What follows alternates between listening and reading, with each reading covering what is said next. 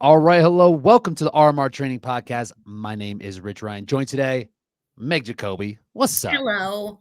We're How you back. doing? How's your belly? Oh my God. Thank God I can eat again. It took me like a whole week. It was definitely food poisoning because no one else, I was with my family the whole time and nobody else got like a stomach virus. And Mila was fine. So it wasn't bouncing around. So it was something that No, you because I ate. think any chance she's 10 and maybe some parents will not agree with me here, but any chance she gets to sleep with me, she's taking it.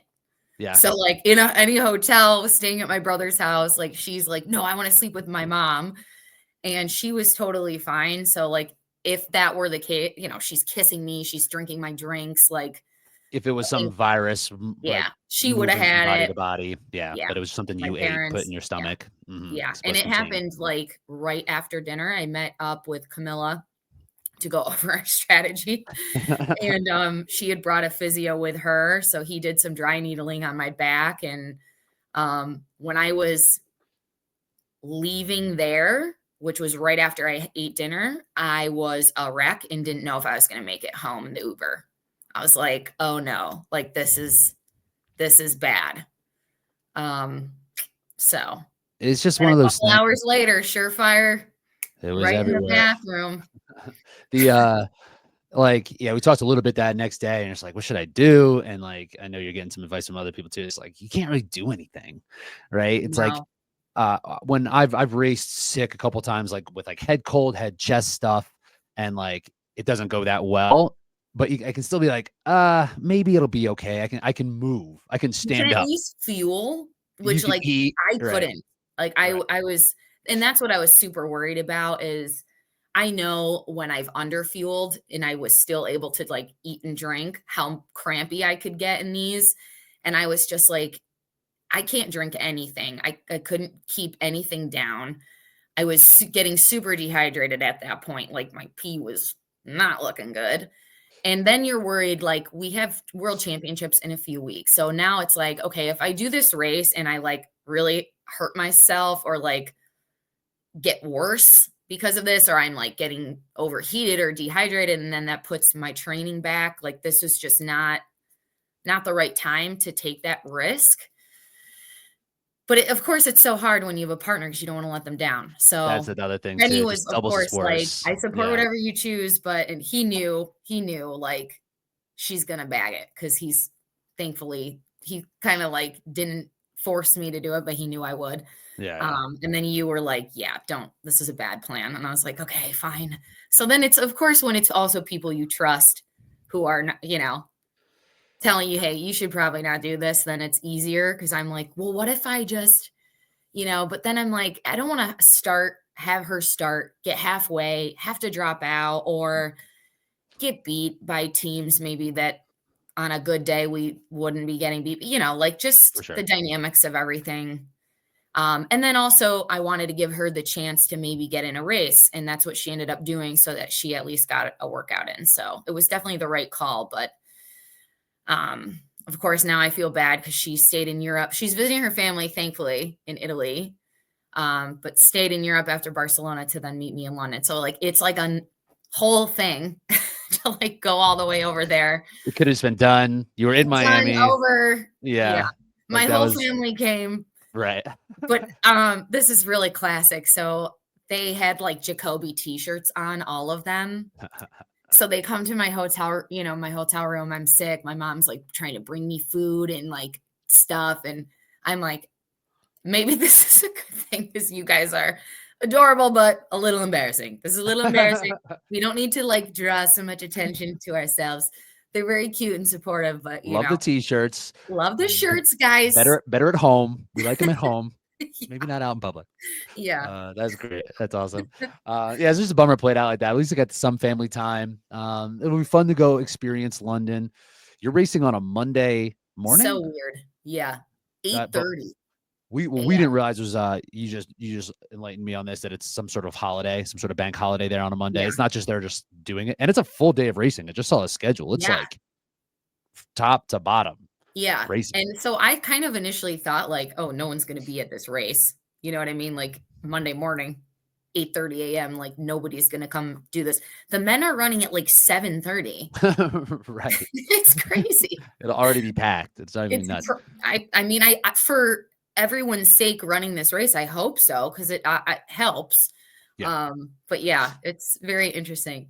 UK goes hard, man. UK goes hard for It'll, Hyrox. it'll be cool to experience that, and it's just going to get like crazier and crazier, and like the venues that they have are just like seem to be incredible. That Paris Yeah. venue, Oh my God. what? Looks amazing, right? Yeah. So pretty. So that'll be cool. Yeah, I'm gonna have to get over to a UK race for sure next year again. The Glasgow is amazing. I'd love to do one like in England proper, like just to be around it. I mean, people are just like so into it that it's just like it's a good feels, good vibes. I think yeah, lots of hype, lots of spectators. I think that's always fun to have. So in the podcast today, we're going to be talking about how to get mentally prepared for a big race, how to handle things like mental barriers that might pop up, and some ways to kind of mentally prepare yourself for the events. We're about 6 weeks out from World, so this is good timing here because as we'll get into the conversation, to me, it's like process based, right? It's like, there's definitely something you do when you get into the moments, like kind of get into the zone where you can kind of have like things blocked out or be very focused. But to me, that needs to be cultivated, and that takes time to build that up. So having like this much time is like 8 weeks or so, maybe 12. That seems a little long, but it matters. But before we really get into the nuts and bolts of that, quick ask from you, the listeners. I was looking at some reviews on some other platforms, Spotify in particular. There's some CrossFit podcasts that have a lot more reviews than us, about 300 reviews that they have. We have about 150. Our goal is to get to 300. Hook us up with some reviews up on Spotify. It takes literally 2 seconds. So if you're listening, make sure just they're pop nice, it up. though. If you have anything not that nice to say, you can just like skip this part. Yeah. Just fast forward 10 seconds and that's fine. But on the Spotify, it's just like you hit the stars. You don't even have to write anything. And that's just helpful for us to get a little more visibility, especially on a platform like Spotify it's a little bit more algorithmic. So it will show us to the to a potential audience. So it's very helpful for us on our end. And, we're doing this. It's free content. If this is helpful for you at all, it could be helpful to other people. So we would love to be able to be found a little bit more. So hook us up with some 5 stars, only 5 stars. Matt, if 4 stars is fine too, if you feel that way. If you have good, interesting feedback, let us know. All right. So yeah, just kind of go back onto that topic of how to mentally prepare. What is your process like with that? Yeah, because I kind of feel this. I'm starting to kind of feel a different way mentally. Me too. Right around now. So I guess like talk about that process a little bit. Like how do you start to feel that way? Is it time-based? Are you doing it intentionally, or is it just something that kind of starts to ramp up as a big event gets close?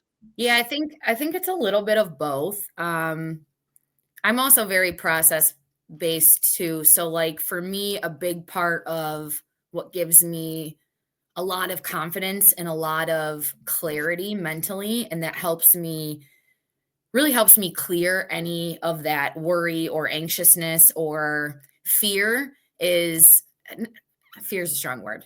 You know what I mean? Fear of maybe not hitting your goal or whatever your mark is. It's having the confidence from the fact that I do everything in training perfectly, that I execute my plan perfectly, that I hit my paces in my workouts perfectly, that I try to control as much as I can in my day-to-day environment to make sure that training is going well. So sleep, really emphasizing what time I'm going to bed, how much sleep I'm getting, working on my nutrition. And I know you and I both we tidy it up a little bit, especially heading into a big performance. It makes me feel better. I'm probably performing a little bit better. I think that's normal, especially when you're really trying to peak and this is like the big day. I try not to live in a super controlled environment all the time because I think that can get a little unhealthy. But this is the time when it's like, okay, we got to buckle down. Everything's got to get cleaned up. Making sure I'm on top of my supplements and hydration, especially because just small little things like that can impact training significantly. So if you're just slightly dehydrated, you can have up to even a 30% decrease in performance. So we don't have a lot of wiggle room anymore to like make mistakes. So for me, it's like making sure I'm hitting everything with intention and the desired intention of that session. Not doing anything willy-nilly. Everything is exactly what's written down for me, exactly as my team, has written, taking care of the physio, the mobility, all of those things, because it's crunch time. And we're also doing a lot of volume right now. We're still 6 weeks out, so my volume is still super high, and I need to make sure that I'm not overdoing it.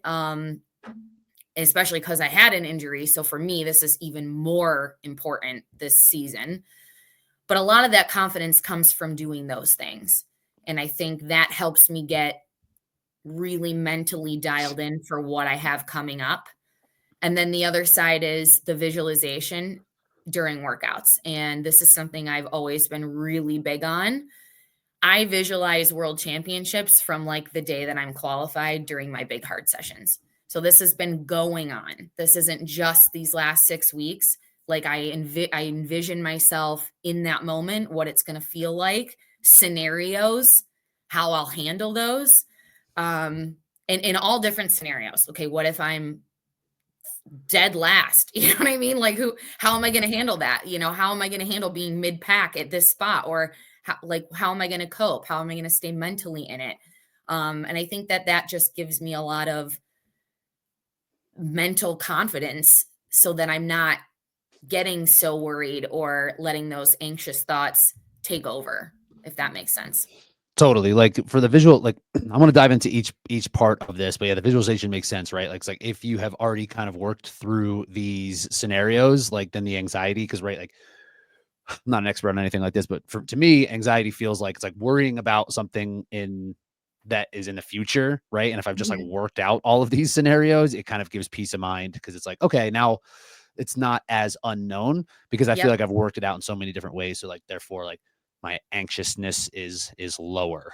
And I want to talk about that a little bit too about like the visual dimensional part, but let's dive back into like the workout piece and kind of what you're saying around having like ramping up the intention and making sure that everything is kind of like dialed in as much as possible. This to me is something that is incredibly controllable. And we talk about this often, right? Like worrying about the things that you can control. That's the main thing that will get you the best results in terms of like the race itself and in terms of the prep. So this is almost like, and I know everyone's bound a little bit by time for sure, but if you can do your best to like actually replicate what the race day is going to be like as close as possible to be like, okay, I'm going to warm up this way. I'm going to eat this. I'm going to take these supplements. I'm going to do like have my mindset be this one. Exactly. Like these are pieces that now it is very important so that you can really figure out like what is going to work. I would say like, yeah, like 6 weeks at the latest, 6 to 12 weeks, I think is a good time to kind of start to put this in place because it can be routine. And then once it starts to be routine, it just gets like easier and easier and easier. So what does that look like for you? Like, what does it mean? Like, what are like the nuts and bolts of like, what exactly are you doing? I think for me, one thing that I've been doing a lot more is like a really proper warm up, which I know we've talked about. Like there are days I'm warming up for like a full hour. And I know like this is extreme, but I'm coming from a huge injury, a surgery. And so for me, it's like really carving out that time it's hard because my sessions are taking way longer than normal, but carving out that time has helped really allow me not to have any setbacks at all since I've had this surgery. And then I'm going into the workouts and I'm feeling a lot better, right? I'm working out. I had some imbalances. I'm making sure that I'm doing my mobility, that I'm doing my specific rehab work. And I do a lot of that before a session to make sure like everything is optimized, nothing is tight, nothing, so that it's not inhibiting the session from going the way it's supposed to go. So that's been a big part for me. And then also it's kind of just become my process now. And then I'm like really thinking about, okay, these are my target splits. This is the heart rate I want to be at, hitting those target splits. And it also gives me more time to like like really think about what the intention of my session is. Mhm. And I think then helps me better execute it. And also just the mental side of it too. I've had to build my running volume up a lot, obviously, from going from almost 4 months of 0. zero running. And I've only been running for 3 months. So like these sessions are so important for me to hit exactly at the desired intention. I don't have that wiggle room to maybe go a little too hard, because how is it going to impact me the next day, especially with my back? So I've had to be really dialed in those ways. Like the warm up piece and just like preparing your body to perform well is incredibly important, right? It's like It it is. just feels like more like if you can start, there's something that happens on race day, at least for me, where like I am not at like I guess I am just like you're just there more. I feel like more warm, I feel elusive, I just feel more excited. And I feel like there's a little bit more like adrenaline there. So it takes away Yeah. some of that like discomfort of like joint pain or whatever it is, you know. Mhm. But in like training, like things like that might just be like, it takes me a little bit of time to kind of get up and moving. That's why it is important to kind of stretch out the warm up process. And for us, we're fortunate because this is a major part of our life from Yeah. a enjoyment and monetary side of things. So we can like justify spending this time. But Yes. if you're tight on time, I would recommend like, and I'll do this sometimes too. Like if I have something that isn't like immediate, just like raise heart rate type of prep, um, if it's just kind of like joint stuff, doing like setting aside like 10, 20 minutes during my day is it might not be as optimal, but it's more helpful than just like sitting For around and trying to sure. get to the gym and make it happen. So like taking like a little bit of time to be like, okay, I know my knees take a little bit more time. If I do this before my workout, like it's helpful. So if you can do Yep. those things at home or something, like doesn't have to be directly before, but even a little bit before just helps the prep and helps you just feel like better. So kind of like dosing that throughout the day, I found to be very helpful. So when I get there, it's like, okay, I have done a lot of the things that I know make me feel better, and I'm already at the gym, and I'm in a better spot to begin with. And Yep. I'll do that during on race day too. Like I'm like because we don't race until freaking 8 p.m. You Nine know, o'clock. 9 o'clock. That like during the day, I'll be like, okay, I'll do this part, I'll do this. I'll just like do these little things that I know make me feel good, so I can feel Yep. good throughout the day. Um, so I'd recommend that for sure. Is like trying your best because I know everyone is bound by time. Most people more than us, but they have that you can find 10, 15 minutes just to make sure that like the workout will go even a little bit better and you'll be like Yep. a little bit more prepared on that end.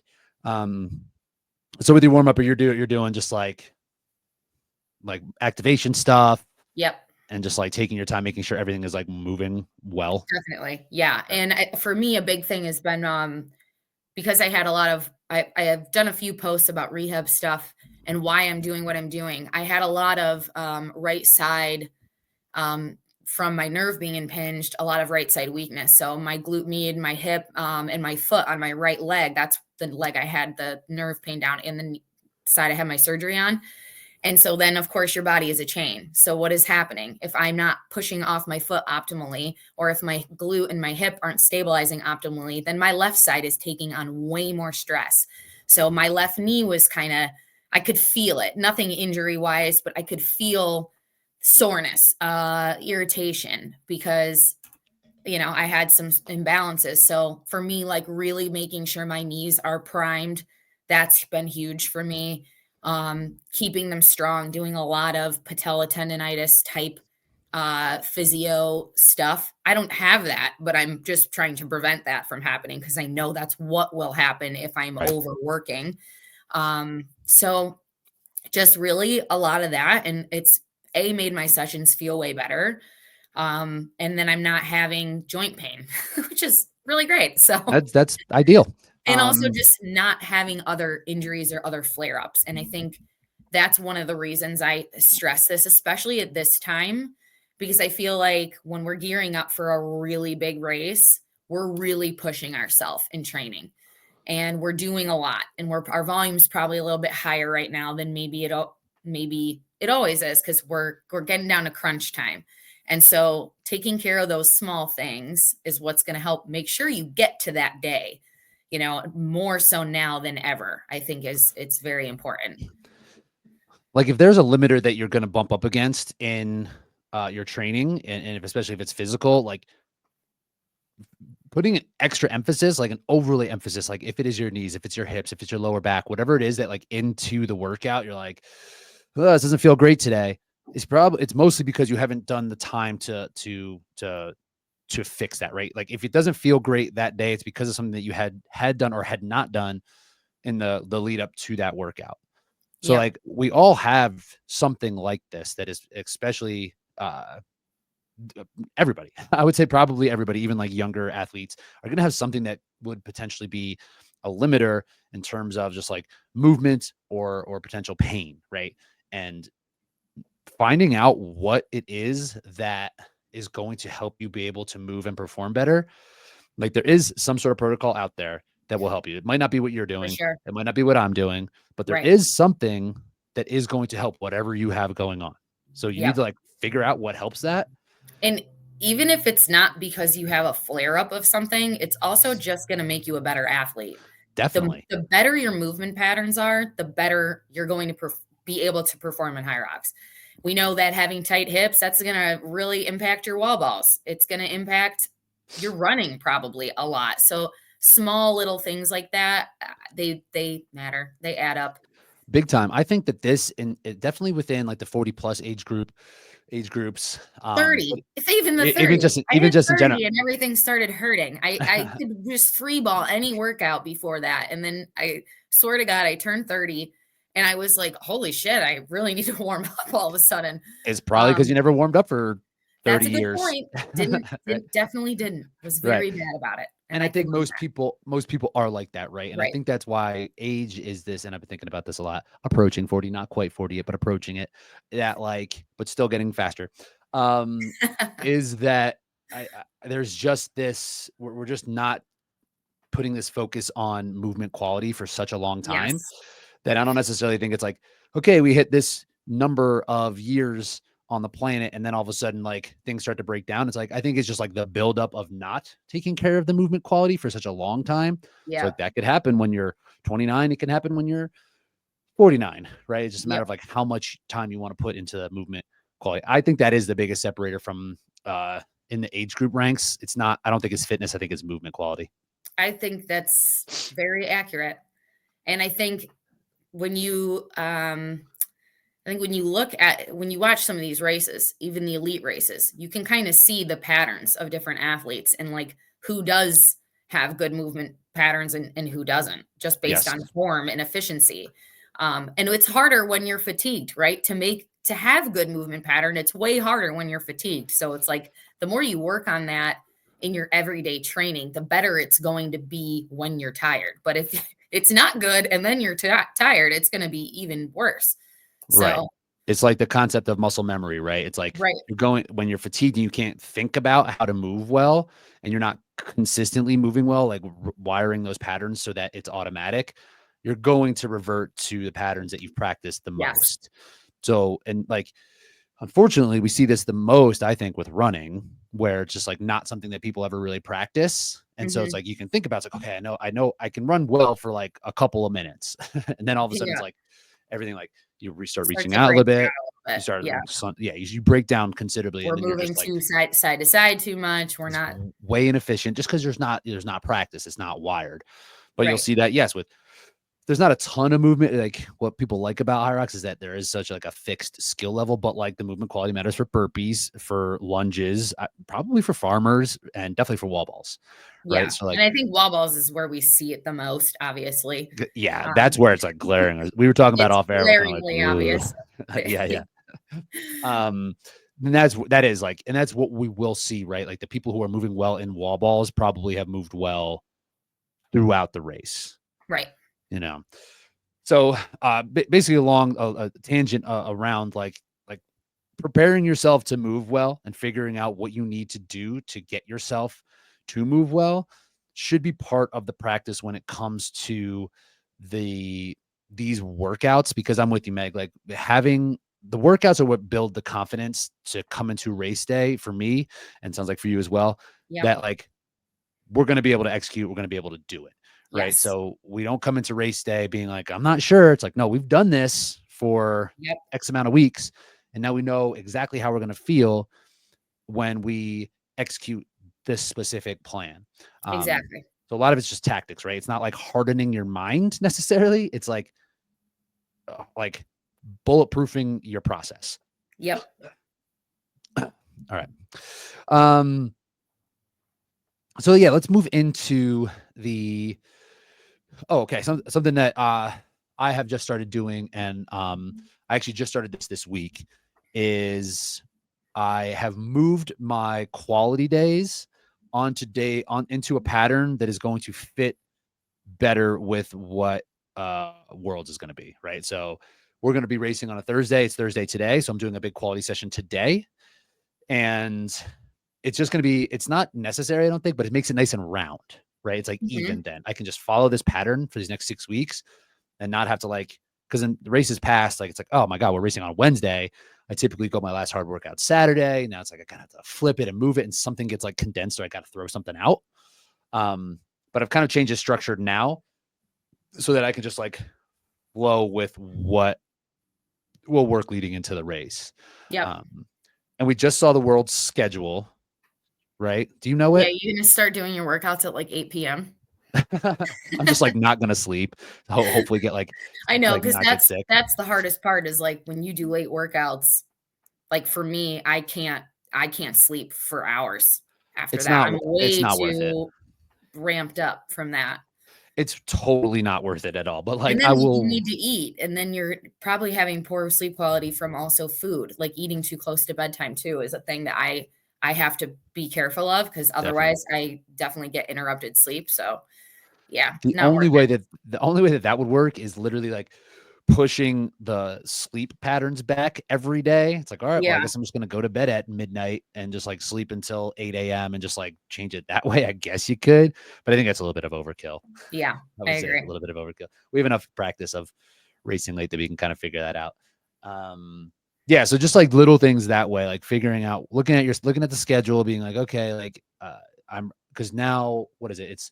We're Thursday. Yep. Friday is half of the age group. Yep. Individuals. Age group individuals. Then all of them or some of them? I don't know now. I don't know. Is the relay on Friday also? The relay's on Friday. And then the elite doubles is Doubles Saturday. on Saturday. And then there's something on Sunday. Yeah.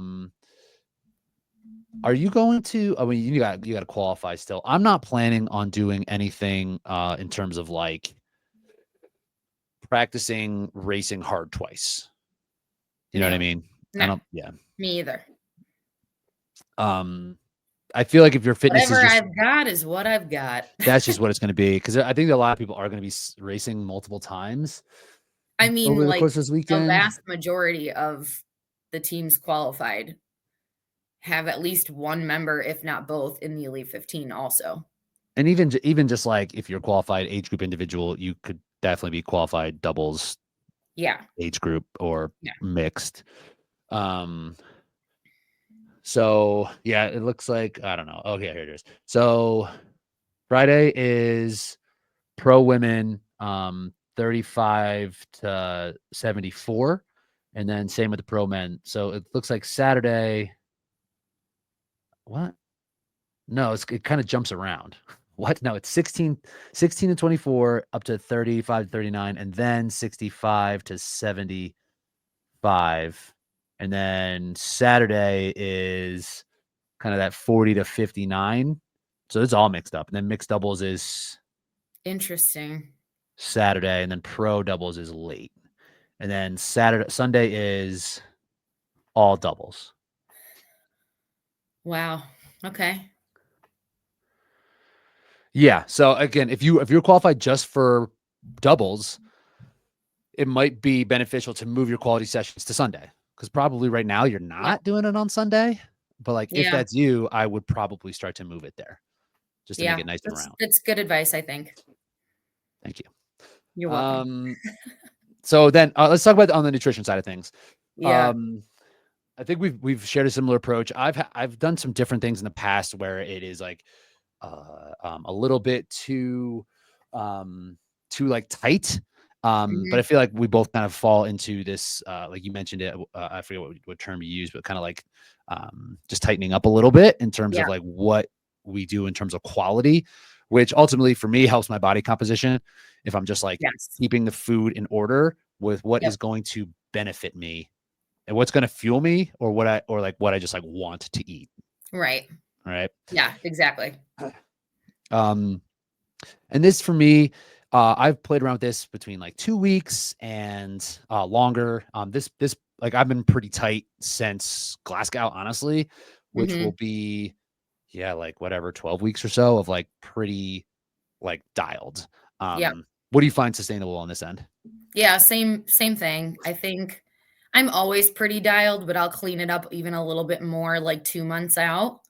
Um, that's what I did last year. That's what I've done currently. And I'm actually pretty close, right? I'm like pretty much at ideal race weight for me. Um, I don't want to get any smaller than I am. But I do like that I have 5, 6 weeks of training at this weight. I think that's extremely important. I don't think you want to be, and again, this is like 3 pound swing. Like this isn't like a lot. And it just comes from tightening up my diet a little bit, cutting some sugar. I don't snack. I'm a big snacker. I'm a snack queen. I love a pretzel. I love a cracker. I just don't eat that stuff. I just cut out a lot of silly calories, Right. basically. Yeah. And then just like I don't put like the normal creamer in my coffee that I like because I love a sugar milk. If you know, you know. So I changed True. that a little. And then usually things just kind of, with the volume of training, things just kind of happen naturally. But it's slow, it's not drastic. And then I like to sit at that and train at that for a lot of weeks before. So then you know what to expect, you know what to feel. You feel like you're not run down energy wise because you tried to cut a bunch of weight last second. And I think that's important. And we've asked this question in circle, like, should people do that? We're elite people. So I want everybody to understand, like, this is our job. This is our career. If you talk to Olympic athletes, I'm sure they're doing the same things. Like they are getting super dialed and super ready in for like that Olympic event. They look their absolute best, They look most great. shredded, Yeah. they're Right. perfect. That's what we are doing for us. But I don't do this all season long or all year round. Like I'll allow myself to live my life. And I don't know that, like, for age group people, if this is a thing you should even do. I mean, you could just clean up your diet. I think that very much helps performance, but I wouldn't be like super worried about a number on a scale for like a general person, if that makes Right. sense. For sure. Like, and just like keeping it real, keeping it 100. Like Keeping it real. if you have less body fat, you're going to run faster. Right. Yes. This Like is just science. it's just facts. If you have less Look usable at what weight, elite runners look like. and they're like the extreme, right? Because they're like, they want it Right. to be like all power to weight. We have more wiggle room, right? Because we want Yes. usable mass, where Right. body fat is not usable, right? It's not like, it's just Exactly. extra tissue that we're carrying around.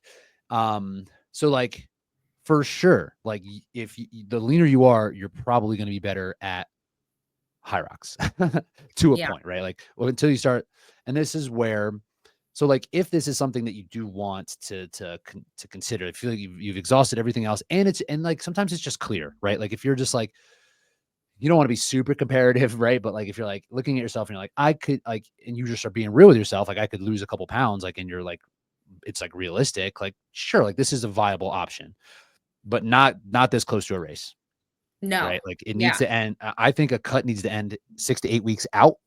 I'm And so with there you needs to on be that. like kind of practice to understand like what the cycle is going to be like how you're going to feel when you come out of a cut, what it feels like when you're in a cut. And not just to be like, I just want to lose 10 pounds. I'm just gonna like stop eating. Right. Right. Right. And like there was an athlete who posted who ran the last chance qualifier saying that like oh, I've lost this much weight in these last couple weeks. It's time to like dial it in. And I was like, this is not going to go well for this person. And then it Yeah. didn't. It's And then it didn't. it's a Like gamble. you It's a can't like gamble. it's like the amount of energy that you're going to lose versus that is going to hurt you more than the amount of body fat that you're taking off is going to help you.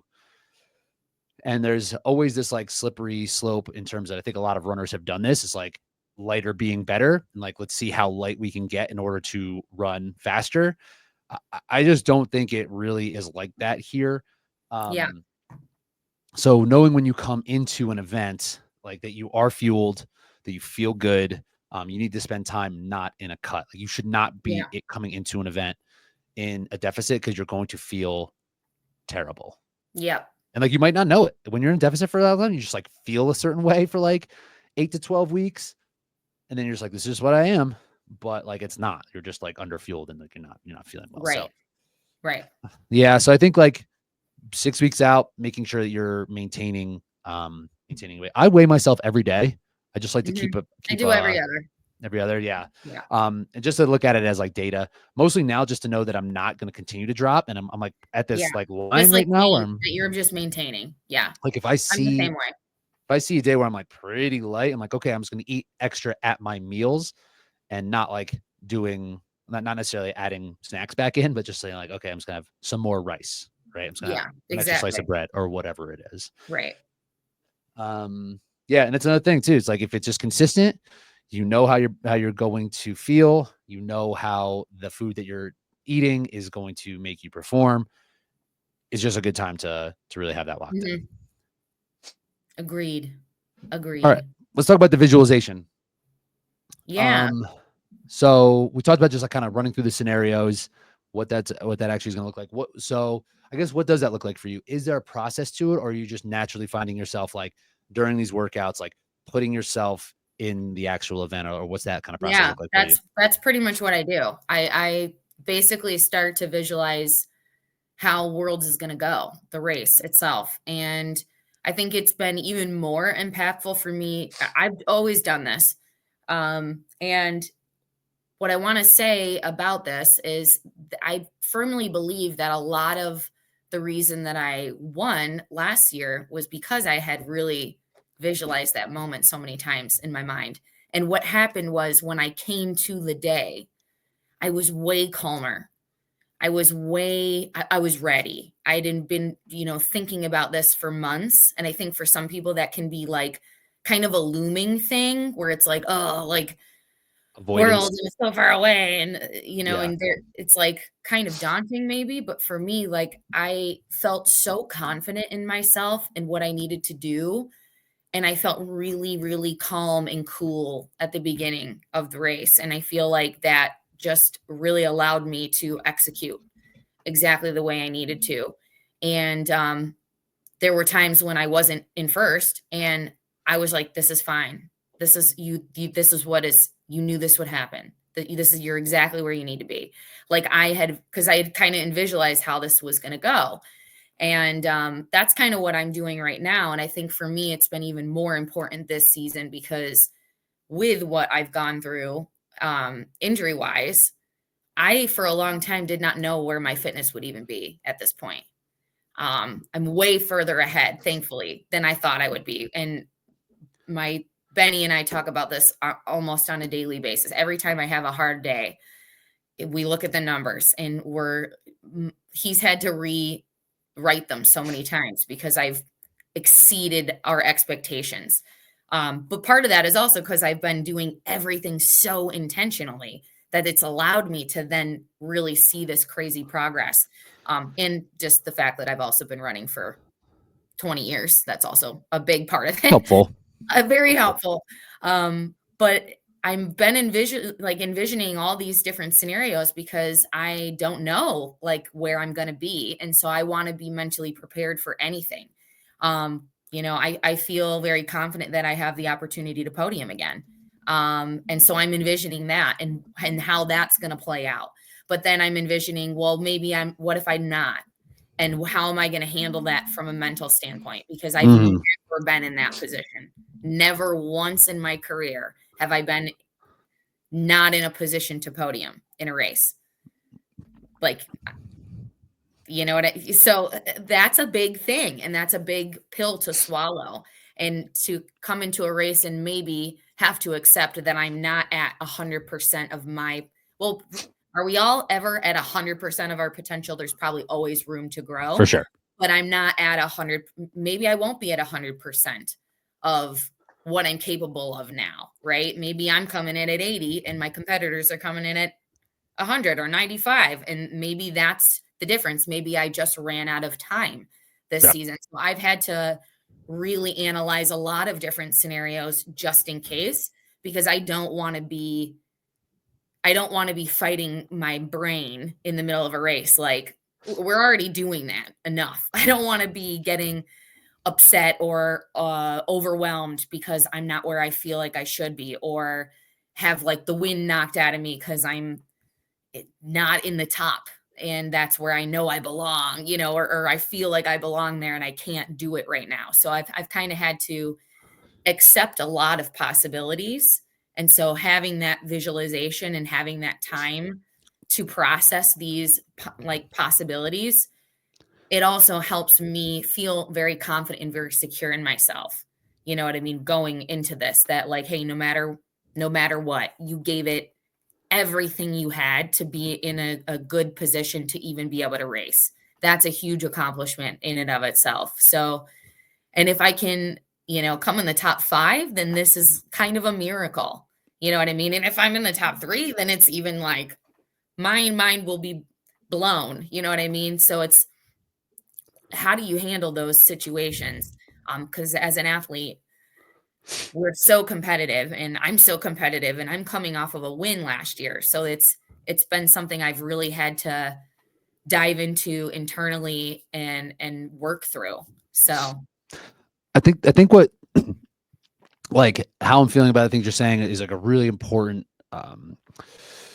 thing to address when it comes to like the visualization and the mindset, right? There was a long time where and I don't know if it was just something that I was reading or following or just like people that I heard like being like unrelentingly positive around an outcome is like the best way to get the outcome, right? It's just like, no, like I'm going to be positive in this and that. And like, I think that there's a line where there's just like dissonance and being like, okay, you're just like hoping things are going to go really well when it's not necessarily going to, and it's going to lead you to let down because you're not running through all the scenarios or you're not prepared. You're physically not as prepared as you mentally want to be or whatever.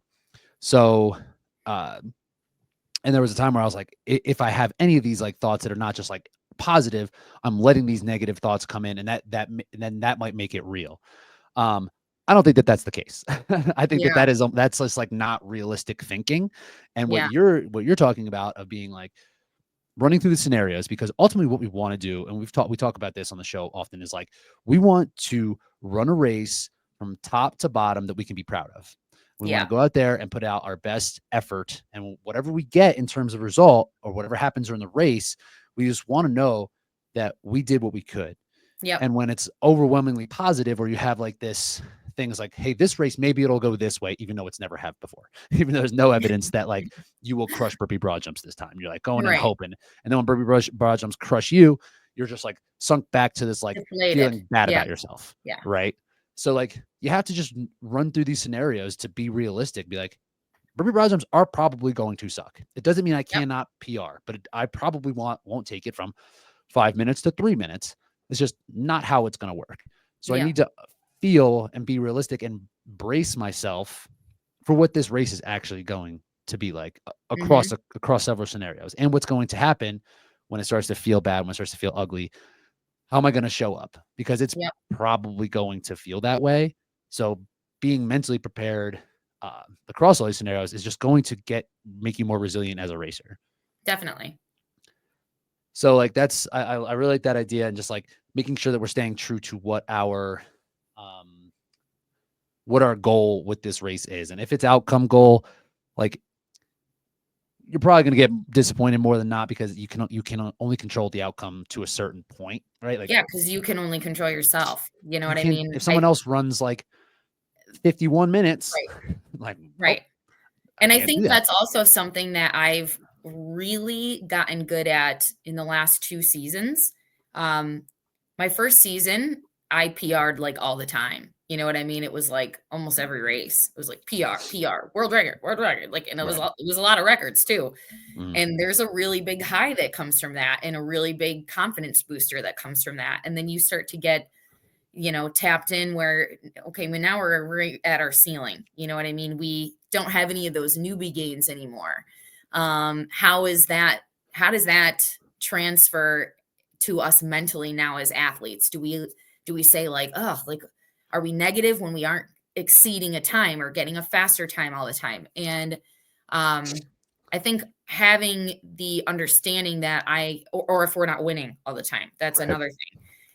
I've really latched on to the idea that I have no control over anybody else in the race, their training, their progress. I can only control myself and my progress and my training and my race. So for me, I've really learned to accept that if I run in control of myself and I run my race and I don't allow other people to impact how I perform, not going out too hard, not trying to run somebody else's strategy, that's when I usually have my best result. And staying true to that, I think, is so important. And it's really hard to do in these high pressure situations. And I think you see that sometimes. I think we kind of saw that maybe even at the last chance qualifier. There were some athletes on paper that probably should have gotten some of those spots that then didn't. And maybe it was because they got dragged out a little too hard, or they went out a little too fast, or maybe they didn't stick to a strategy. Or they thought it was going to be easy. They didn't expect there to be. And do their optimal strategy or the way they normally race. And I think that that's a really big gamble in these high pressure stake situations. So I think you tend to be, if you can accept, like, I have to run my day, I have to do exactly what I need to do, you usually end up having the better result for yourself. And so that's something like I am very in tune with, and I really have learned to accept over the last 2 seasons as a performer. And coming in with like, I consider this a conversation around maturity as an athlete, right? Yeah. It's like a different phase. Like at first, like, it's like, for me anyway, I was like, I'm here because I want to win, and I want to win because that will make me feel better about myself. And like, it's all stacked on top of each other for stuff that is like not a real thing. Yeah. Right. Like your happiness is kind of surrounded by an outcome. Exactly. Yeah. Like the happiness, the person I am, like the value I bring. Yes. Right. And like, that's just immature, because that's just like incorrect. Right. Like that, like, it has nothing, like, it might give you opportunities, it might give you some more attention, but it's just like probably not going to make you that much happier, and no one's really going to care about you as a person that much more, like who you are. Right. So like, having the maturity to understand, like, okay, like, all I can do is what I can do, and being prepared to put out as big of an effort as I possibly can. And again, being realistic, right? Like, about like what the race is actually going to go like if you are someone who does want to engage in racing right away, like, then that's probably how you should race it. But if you're someone who hasn't really done that, like, coming out into a big race, you want to show up as your best. But that doesn't mean like racing harder from like the people around you right from the start. It means like, when it gets harder, you buckle down a little bit more, or you're more prepared than you've ever have been before. So you can show up and execute the best that you can, and better than you ever have before. Right. Like, changing strategies on that day, like changing who you are as an athlete on a championship event, it's just like a recipe for disaster. I totally agree. So with these visualizations, I'll actually start to try to like, this guides my training a little bit too. With just like the knowledge of what we have as experienced racers in like this specific field, more or less right now. Like we can look at every single athlete in the field. And I think a lot of athletes in these age groups are pretty aware of who everyone is. And that's what's great about Hyrox, right? Like, you can see everyone's splits. You can see where their strengths and weaknesses are. There's like, you can get a rocks ops and see like where you are compared to other people. And so like, you can come in and kind of understand like where you are with other people within the race itself. So I'll use these visualizations to then guide the training, right? It's like, okay, I'm going to have to run harder than I want to on that first run. right? Yep. So how can I prepare myself to do that? Like what's the best way tactically that I can go into it there as opposed to just being like, oh, I'm just going to run harder that day and just like Mhm. hope it works. Right. And then like same thing. It's like, okay, I Just lose. throwing up a prayer. Yeah. It's like, yeah, I'll just try something completely different. Not prepared for it. Yeah. I'm just like going to mentally do it. Yeah. Um, or it's like, yeah, I lose ground on burpee broad jumps. I understand that. So I either need to like adjust before so I can do better at burpee broad jumps or like get better at burpee broad jumps in training so that space can be closed. Yep. So I think that's a part of the visualization that I like to use is like running through the scenarios again and then like pointing my training toward those scenarios and ideally coming out more prepared physically Yep. for the demands of that race. Yep. For sure. I had something. Oh, for this kind of goes back to like the prep for the workouts. What do you do to prepare your mental state? Like, are you trying to be as like excited or as ramped up in training as you are for the race? Are you trying to connect the mental side as well as the physical side so that what you're going to be like on race day? I think a big thing, this is actually maybe not the answer you would have expected, but a big thing that has helped me get pumped for my sessions is that I take my easy days very easy. Oh, Like absolutely. so intentionally easy. And when you can like release that stress from feeling like you have to work hard all the time, this is again just maturity as an athlete, Big time. or not overdoing it, not doing things just for the sake of doing them. It also just makes you way more psyched and hyped up and mentally ready for your hard days.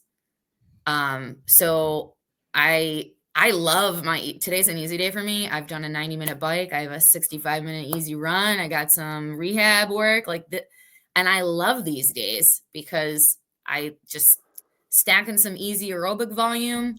I put my tunes on and I get stuff done around my house or whatever. Like I have other life things that I do. And then on my hard days, like I'm I'm dialed. I'm like ready to go. I'm excited for them. I'm not dreading them because I'm run down or too tired or I'm doing too much other stuff. So that's been a big thing for me the last year. But especially now coming off of like the injury stuff, it's just been a huge perspective shift for me. As an athlete, I don't feel pressure looking at what other people are doing at all. Sometimes I'm like, I don't know why they're doing that, but keep doing that. Keep doing that stuff that doesn't make sense. Right. Don't mean that in any mean way, but I think it's just maturing and it's just like, I know what I need and this was what works for me and it's proving it works for me because the results are showing it's working. So this is what I'm going to keep doing.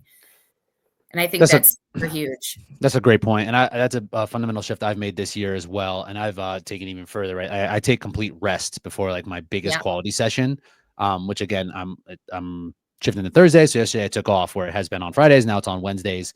But yes, by the end of Wednesday, I'm like excited for the next workout where when I'm like stacking volume, where I used to have just like try to just build and build and build. I was never like dreading anything, but I was never like looking forward to it. You know, I was never like, man, I can't wait to go get it. You have to kind of psych yourself up a little bit more. You're like, you gotta fake it. Yeah. It's like, Yeah. man, I kind of feel terrible. And then I was kind of feeling that way around the races too, because I was always run down. So when I would think about the race in 6, 8, 12 weeks, I'd be like, I'm not ready because I don't feel good. Like even though like volume wise, things were probably too high and like physically I should have been ready. I just mentally wasn't ready because physically I was so run down. Yep. So like having that shift of the physical leading the mental, like it does just kind of like the physical is more prepared. The brain kind of follows with it. And you're just like, for me, I just like want to do it then. Yep. So it's pretty easy to get like that mental arousal to really be ready to hammer the day when physically I feel ready to hammer the day. Yes. So yeah, it's a great point. I'm glad that's when where you feel good and you're like super recovered, it's way easier to be excited to hit a hard session that you know is going to hurt, right? Like when you don't feel good and you know, okay, this is a tough session, you're already questioning yourself in your head, whether you like consciously or Can do it. subconsciously. Yeah. It's probably like, oh, like, are we going to get through it? Am I going to have to make an adjustment? Like, I don't feel ready. You know what I mean? So I think just always feeling ready for my hard sessions in my hard days, has made me way better as an athlete. And also I can handle way more volume on those days. So I'm getting a lot more out of them. For sure. And that Like, is massive. like I know I'm going to do it. Yeah. Like you said, like coming into days in past, I'm like, man, this workout's gonna suck. I hope I hit it. Like today I have a Yeah. workout. Oh, I'm should I move it to going tomorrow? right. You know, like sometimes it's like, oh, maybe we Like, should wait a day, and that's not great. and then So when you're thinking that when that starts happening, it's like then everything's messed up and then you can start like missing sessions. It's really like, yeah, then it's a disaster. But like yeah, I know I'm gonna hit that workout today. Like yeah, I just like know I'm going to because I yeah, have done it because I followed this process. Like physically, I'm gonna be ready, and mentally, I'm gonna be like fucking ramped up, like yeah, ready to do it. yeah. Um, yeah. So I think that that's great. And like for me, like like you mentioned, calm. Um, I've kind of played around with like how I want my mental state to be before an like a hard workout or a race, really. And for me, it is like it's intensity. Like I need to be like kind of like fired up. Like I feel Mhm. like I perform better when I'm like, and I've just always been this way. Like in high school, I was like like so intense. Like probably to the point where I was like bleeding energy because I'm like yelling and screaming. But like I feel like that's just how I Yeah, prepare that's better. just like me on a day-to-day, so no, I'm just kidding. So yeah, you've trained that way for Yeah, 33 years of your life, just being that person. just So existing as an intense human being. your ability to maintain intensities is high. Um, but that's something that like, and I know some of the athletes who are just like need to like the calm is what helps them perform, like making sure everything is like settled. And I Mhm. think that's something to play around with in training as well, is like which direction you want to go, how you want to show up mentally, and how that's going to help with, and I think it's individual, right? Like I wouldn't Yeah, suggest that because I get there and I'm like real ramped up. I'm not talking to anybody.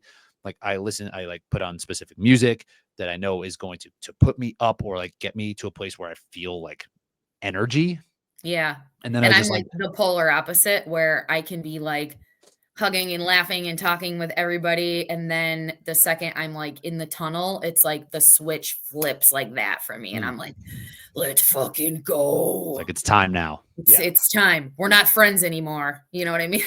But for me, it's really easy to turn that on. And I've been like you in the past, where when I'm too into my own thoughts and into my own self, and I'm not talking about anybody. I used to be like that in college. I think I would overthink it, and then I would actually kind of underperform for myself. Sometimes I'd get too in my own head, and yeah, so I've just learned that this is the best way that I perform. So, Yeah, I'm with you on that. It's like where it's like I'd be like intentionally trying to stay focused yeah, because I'm like, if I'm not focused, I'm not gonna perform well. And then I'm just like all in these different where it's like, no, just like do this. All the prep's done. It's gonna yeah, go well because you've practiced it this way. So like what you're doing, what you're thinking about, how you're acting right now probably is not gonna matter yeah. for the actual race. um, cool. Any last thoughts? No, I hope everybody has a great prep. It's been awesome seeing the feedback on our specific world's prep plan. That's been Hmm. really fun. Keep popping those questions in circle if you have them. I love seeing them. I love getting in people's minds and seeing what they're thinking about, and the questions you guys have are always really, really great. So, yeah, just good luck to everybody gearing up. Yeah, shouts to the members over at RMR Training Community. What Meg's referring to, we have all of our programs. I think we now have up to 8 programs. We have a brand new strength training program written by Meg Jacoby that is now available within the app. And we have 8 different programs. And now we have a community offering where all the coaches, myself, Meg, and Ryan are in there helping answer the questions for the athletes. $39. So pretty high value. So I Yeah, would say check that out if pretty you good want to bang be for your serious buck. about it. Yes, indeed. Cool. ESN, BPN, the feed, Amazfit, Center. rock that center stuff. Get And the apologies because I didn't know how much those carpets were gonna be. Yikes! I was gonna try to find So the carpet. You should buy the center carpet. And then they were like, it's like 4 months rent. Are you serious? Or it's the 3 times my mortgage payment. So yeah, they're selling it with an end zone. Like, so it's Yeah. so like if you buy the cheapest one, it's like 2,000 pounds is what it was looking like without like an end zone, quote unquote. So it's 12.5 meters, but like you can only push it then, I suppose 10, Yeah. 9, Something like that. Yeah. Well, it's probably gonna be great. It's gonna be super great. It's gonna be great. So if you can have it, get it. All right, cool. So we'll see you. And subscribe to our YouTube channels. We're on YouTube. Mine's new. Yes, Meg Jacoby's second comeback story episode is not. How long is this one? I haven't seen. 42. It's a lot shorter. It's like 40 minutes. Yeah, you can pop it on the TV, but it's like high quality, like good storytelling. It's fun. Very cool. Fun. Very cool. I gotta check that out. For me, trying not to cry every day. Do you not cry? No, it was like after my surgery. So every day I was like, hey guys. I was gonna say, like, you're definitely crying in this thing. There's no doubt that's happening. Yes, and cool. And we'll see you over. You're over in London. Good luck. I'm in London. So if you're there, I will be at the venue on Sunday, actually at the Amazfit booth for a little meet and greet. I will be posting about that. But if you're there, come check it out. Come support us Monday morning, bright and early. Bring your coffee. Maybe bring me one. Hold the sugar milk right after. Lots of sugar milk. Go get me that Starbucks macchiato. What time are you over at what time are you at the Amazfit? 1 to 3 on Sunday. Cool. So I'll be hanging out there. Gave myself a little time to take a good nap. Did a little early afternoon so then I can get out of there and go to bed. So smart. Yeah. This is my first time racing my athlete, Lucy Proctor. Dang, head to head. Head to head. I know. It's fun. That's gonna be really fun. I'm gonna talk shit to her. No, I'm just kidding. I'm just kidding. Like throw the intimidation in. I don't know. No, I'm joking. I'm joking. No, I'm excited. It'll be a lot of fun. So can't be super wait, fun, guys. We'll be watching. Appreciate everybody checking us out, and we'll talk to you soon.